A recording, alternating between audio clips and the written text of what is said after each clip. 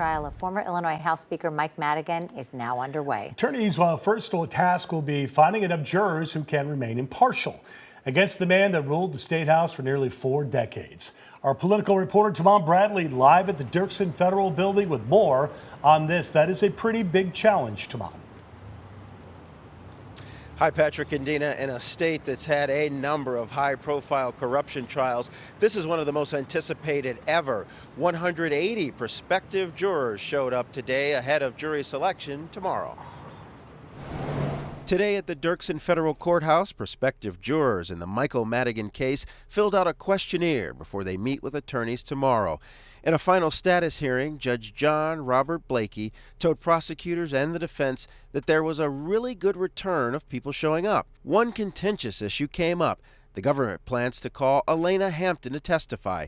Hampton famously filed a lawsuit against the Illinois Democratic Party and Madigan's campaign, alleging she was sexually harassed by a former Madigan aide.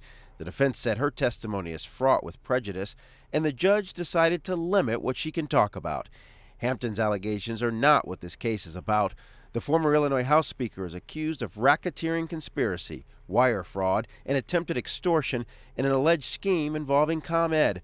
Also standing trial with Madigan, Michael McLean, a close confidant, who along with others was found guilty last year in a trial on charges related to a conspiracy to bribe Madigan.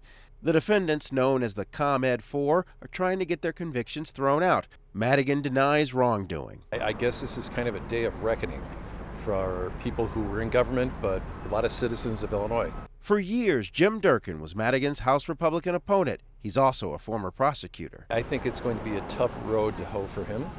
You have some very seasoned prosecutors who've been waiting for this day and have built up these investigations for this moment. The Velvet Hammer, as he was called, took the Speaker's gavel in January 1983.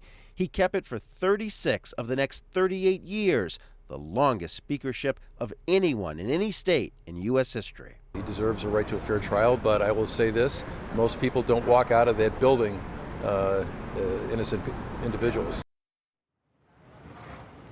The trial is expected to last, I should say, 3 months.